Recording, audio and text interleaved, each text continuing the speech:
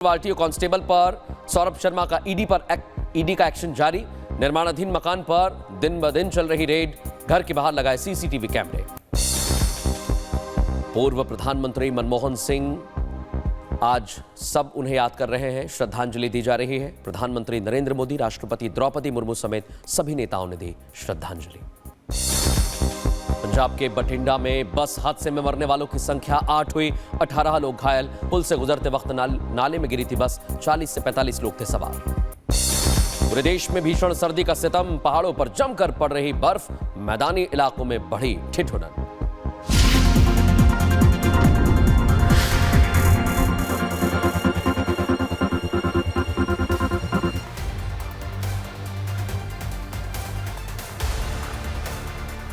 और आज मैं आपको बताने वाला हूं, जो वक्फ का कब्जा था, ये देख रहे हैं ना आप, अब ये वक्फ का कब्जा उखड़ता जा रहा है दर्शक, उखड़ता जा रहा है। जहां जहां पर आवाज उठ रही है, वहां वहां से वक्फ के कदम पीछे हट रहे हैं। इसलिए आज हम कह रहे हैं कि वक्फ भी डरता है।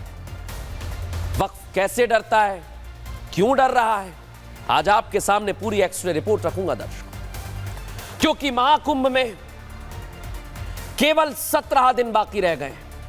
सनातन के सबसे बड़े आयोजन के लिए साधु संत और दूसरे लोग जितने उत्साहित हैं, उतना ही वक्फ बोर्ड के खिलाफ उनके विरोध के स्वर बुलंद हो रहे हैं दर्शकों। पहले उर्दू शब्दों पर आपत्ति जताई गई थी, लेकिन अब महाकुंभ मेला क्षेत्र में वक्फ के विरोध में पोस्टर लगे हुए दिखा रहा हूं आपको। ये देखिए, वक्फ के नाम पर संपत्ति की लूट है धर्मनिरपेक्ष देश में, ये कैसी छूट है। अब इन पोस्टर्स और होर्डिंग पर संपत्ति की लूट की बात लिखी हुई और पूछा जा रहा है कि कैसे देश में ये छूट है। इन पोस्टर्स को देखकर ऐसा लगता है दर्शकों कि महाकुंभ इस बार वक्फ बोर्ड के खिलाफ संतों का विद्रोह का मंच बन गया है, विरोध का मंच बन गया है, और इसलिए पूरी तैयारी की जा रही है। लेकिन आज मैं आपको बताता हूं, हमने ग्राउंड जीरो से वहां पर रिपोर्ट तैयार की। क्या वहां की रिपोर्ट कहती है, पहले आप देखिए। जगह जगह पर अगर अब, क्योंकि उससे पीछे जब हम आए थे तो वहाँ पर एक पोस्टर हिंदू एकता से जुड़ा हुआ था, इससे आगे वक्फ बोर्ड को लेकर के एक पोस्टर यहाँ पर लगाया गया है।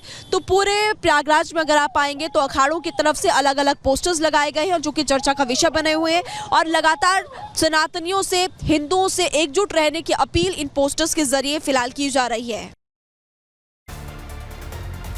महिमा की रिपोर्ट आपने देखी। इधर महाकुंभ में उठ रहे विरोध की ये स्वर शायद वक्फ बोर्ड के कानों तक पहुंच गए हैं दर्शक। क्यों कह रहा हूं मैं ऐसा, क्योंकि वक्फ बोर्ड अब समझ गया है कि अगर अपनी दादागिरी को उसने ऐसे ही जारी रखा तो फिर भारी विरोध उसे झेलना पड़ सकता है। इसलिए देश में कई जगहें दर्शक जहां उसने बड़े बड़े दावे किए, बड़े बड़े दावे के बाद अब पीछे हटने लगा है, अपने पैर खींचने लगा है दर्शक। और आज मैं आपको बताऊंगा कि वक्फ कैसे डर रहा है।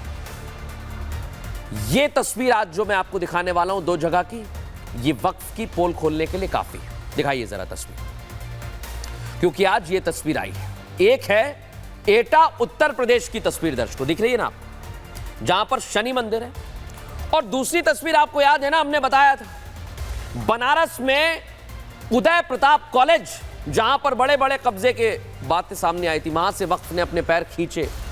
उसके बाद अब देखिए एटा में शनि मंदिर पर दावा ठोकते ठोकते वक्फ ने अपने पीछे पैर खींच लिए हैं दर्शक। लेकिन कैसे वक्फ डर रहा है, कैसे इसको लेकर पूरी तैयारी की जा रही है, इस रिपोर्ट में आपको विस्तार से समझाता हूं।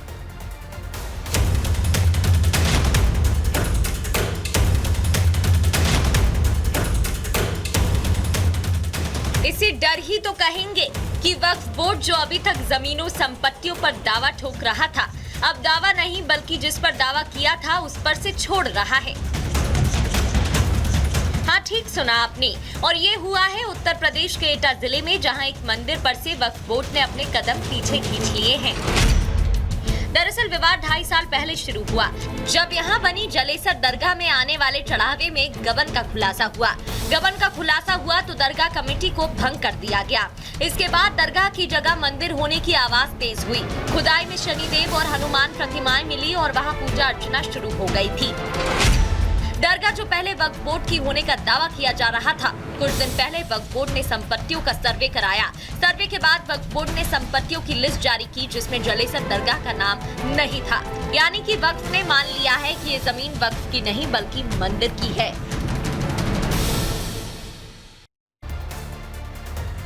और दर्शकों, इधर वक्फ की बात चल रही है, उधर अखिलेश यादव को महाकुंभ में दिक्कत शुरू हो गई। लेकिन आज मैं अखिलेश यादव और उनके जो पीडीए पत्रकार तरह तरह के वीडियो ला रहे हैं, उसका पूरा एक्सरे करने वाला हूं। और ये एक्सरे बड़ा जरूरी है दर्शकों। क्यों जरूरी है? क्योंकि सच क्या है यह हम आपको बताएंगे, बिल्कुल तस्वीरों के साथ आपको बताऊंगा। क्योंकि आपने देखा इधर वक्फ बोर्ड का विरोध हो रहा है, तो उधर महाकुंभ के लिए योगी आदित्यनाथ तैयारी कर रहे हैं। तस्वीरें लगातार हम आप तक पहुंचाते हैं, एक के बाद एक दिन रात की हर तस्वीर हमारे सहयोगी आप तक पहुंचा रहे हैं। और कुंभ क्षेत्र में चप्पे चप्पे से लेकर क्या तैयारी है, सुरक्षा के बंदोबस्त क्या है, योगी आदित्यनाथ बारीकी से नजर बना रहे हैं दर्शकों। लेकिन आपको बता रहा हूं, सनातन के सबसे बड़े समागम पर ठग नजर गड़ाए बैठे। ये ठग दो तरह के हैं दर्शकों। अब आप सोच रहे होंगे दो तरह के ठग कैसे, तो आपको बता देता हूं। देखिए, एक तरफ है जनता की आंखों में धूल झोंकने वाले, जनता को ठगने वाले, क्योंकि अखिलेश यादव और पीडीए पत्रकार जो बातें कह रहे हैं वो झूठ है। और दूसरी तरफ है डिजिटल ठग। इनसे आपको सावधान रहना है दर्शकों, क्योंकि ये कुछ भी कर सकते हैं महाकुंभ पर। और अखिलेश यादव के साथ जो उनका फेक नैरेटिव है वो भी सामने आ गया। और आज मैं आपको बताता हूं कि ये फेक नैरेटिव कैसा है दर्शकों, कैसे ये फेक बातें कही जा रही हैं, झूठी बातें कही जा रही है। दिखाता हूं आपको, देखिए जरा। अखिलेश महाकुंभ की तैयारियों पर सवाल उठा रहे हैं और अखिलेश ने इसे बीजेपी कुप्रबंधन मॉडल बता दिया है। सिर्फ इतना नहीं दर्शकों, योगी सरकार की तैयारियों को लेकर भी अखिलेश यादव ने सवाल खड़े किए और अधूरा बताया। अखिलेश महाकुंभ की तैयारियों को अधूरा बता रहे हैं। अखिलेश रोजाना अलग अलग तस्वीर पोस्ट करते हैं, पुल और बिजली के खंभों की तस्वीरें शेयर करते हैं।